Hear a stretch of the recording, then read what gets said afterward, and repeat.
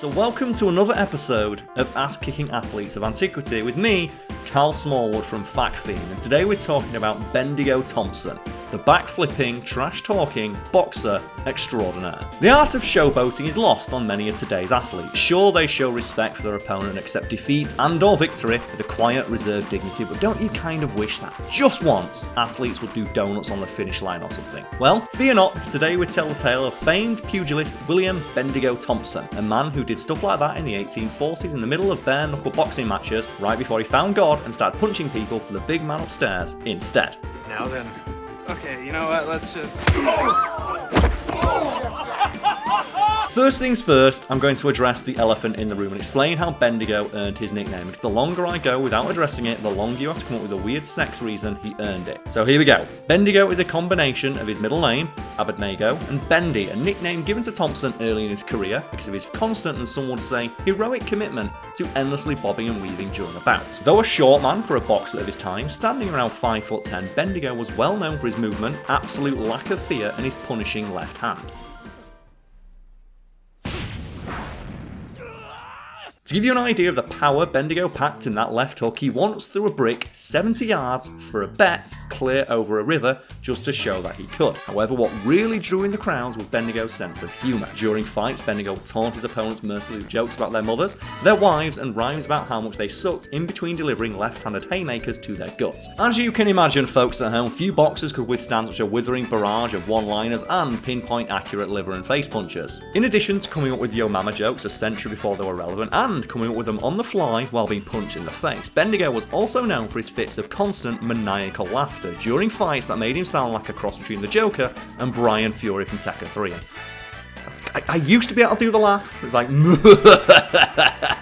I was just a little bi-curious. Well, honey, I'm a little Brian Furious. Knowing how much this pisses opponents off, Bendigo would frequently respond to his opponent's blows with laughter, sometimes even inviting them to throw another punch which he'd easily avoid while peppering them with jabs of the metaphorical and literal variety. But that wasn't the only tactic Bendigo had up his sleeve to throw his opponents off balance. To explain when laughter and taunts didn't rile his opponents up enough or impress the crowd, Bendigo would resort to straight up backflipping around the ring in the middle of fights, using his impressive physicality and upside downness to simultaneously demoralise whoever he was fighting against and energise the crowd, who would invariably begin cheering for him after he did this. Because, let's be honest, who's not going to want to cheer for the guy doing backflips in a boxing match? For example, in the middle of a fight with one William Looney, Bendigo starts somersaulting sometime around the 20th round after being knocked to his arse by a haymaker. If the image of a man laughing hysterically while somersaulting in reaction to being knocked out isn't impressive enough, I should point out that this fight lasted 92 rounds. So Bendigo fought another 72 rounds and won. Bendigo did not give a shit about being punched as long as the crowd was entertained, which is probably why his fights, even the ones held in fields in the middle of nowhere, would often draw crowds in excess of 10,000. However, if playing law in Tekken has taught me anything, it's that over-reliance on backflips will eventually be your downfall. Fucking let's bring him in. Let's win this shit. Let's go. Oh. Here we go. Oh, what's the matter? Can't you get up? You're fucking stuck. Oh. Ass slide. Oh, don't bring it back in. In regards to Bendigo, it's noted that an over-enthusiastic attempt at a backflip resulted in him hurting his knee, and he was forced to retire for 2 years, after which he punched exactly one person before retiring forever. That was essentially his Rocky Balboa, which is where his story gets even more ridiculous. So after retiring for good, Bendigo was arrested about 30 times for drunken fights, right up until he saw the light and became a devout evangelist preacher under the guidance of a guy called Reverend Weaver. To keep Bendigo from straying from his path of being a holy badass, Weaver would follow Bendigo around everywhere he went and would silently stare at him through the windows as he gave sermons. Oh, really? Serving as a constant reminder that God was always watching and always judging. And if you're wondering how a guy who spent almost his entire adult life making kidneys and endangered species gave sermons, Bendigo's favourite method was to flex, point to his boxing trophies and scream, "I fight for Christ." No, I'm not making this up. Despite his decided lack of public speaking skills, Bendigo's sermons were reportedly very popular thanks to his affable personality and sense of humour. Privately, many of Bendigo's former opponents were happy to learn that he'd found purpose fighting evil, with one unnamed individual quipping it was probably probably a good thing that he did, since there were, and I quote, no men left for him to fight anyway, which is easily one of the top 10 most badass things ever said about a fucking preacher. As proof of how dedicated Bendigo was to both punching and God, allow us to share a story about a particularly rowdy sermon that had been crashed by boxing fans. The story goes that Bendigo ignored the jeers from the crowd at first, sticking to his usual sermon delivery tactics, which largely involved proselytizing to his flock about how great God was, while occasionally telling stories from his boxing day. However, Bendigo's sermon only served to rile up the troublemakers more, and they continued to harass him at the pulpit, loudly questioning both his boxing prowess and the legitimacy of his many victories, neither of which bothered Bendigo, who'd long since learned the benefits of turning one's cheek. However, when the men questioned his devotion to God due to his inability to read the Bible, as he had little in the way of formal education and never learned to read, Bendigo saw red. Now at this point I should mention that Bendigo had sworn to both Reverend Weaver and Almighty God he would never fight again, and he prided himself on being a man of his word. Then again, the men were being roaring dickheads in the house of the Lord, the place he'd also sworn to protect. After a moment or two of silent contemplation, Bendigo decided that he simply could not let the men continue to act like that in God's house, and bowed his head for a moment. According to those present that day, Bendigo could be heard asking for forgiveness, not for the men, but for what he was about to do to them, before snapping his Bible shut, vaulting over his pulpit and beating the living fuck out of them. Then I must return home.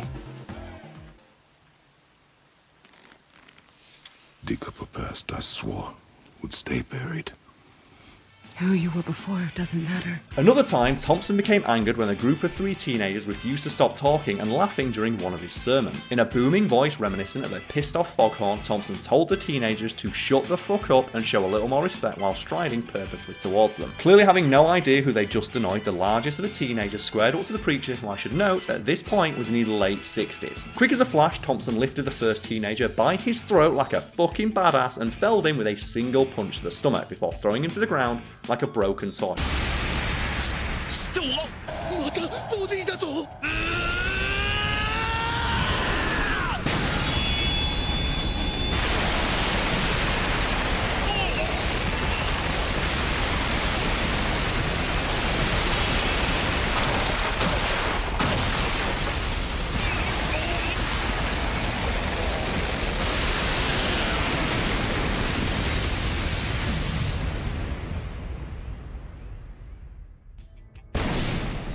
Before turning to the remaining 2 and saying, and I quote, "Who's next?" When the second youth tried to tackle the aging preacher, Thompson responded by rooting himself like a tree and letting the teenager launch a series of ineffective punches directly at his ribs and stomach, which after years of boxing were like wrought iron.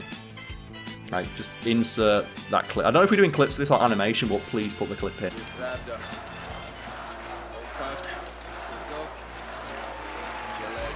After weathering the teenager's 20-hit arm flail combo like it wasn't even shit, Thompson grabbed his hair, kicked him square in the dick with enough force to pulverize his testicles, and then slammed his face into a nearby wall, crushing all of his teeth. When the third and final teenager tried to run away, I think as we all would in that situation, Thompson wrenched his arm so that he turned to face him and delivered an almighty headbutt, shattering his eye sockets and nose. After this, Thompson was said to have spat on the teenager's unconscious body before silently walking back to the front of the church to continue preaching. What a fucking badass! Bendigo reportedly spent the remainder of his life preaching and occasionally rocking people's shit for disrespecting God before he fell down a flight of stairs at age 68 and died, presumably because he tried to backflip down them. And folks at home, I hope you enjoyed this episode of Ass-Kicking Athletes of Antiquity. As I mentioned in the previous episode, this is based on a book that I wrote and then never really had a chance to do anything with because Fact Fiend got in the way. And now I have a chance to share it, at least in some way, shape or form. So if you enjoyed it, let me know in the comments, leave a like, all that bollocks. I'm bad at this, but yeah, just hope to see everyone again next time.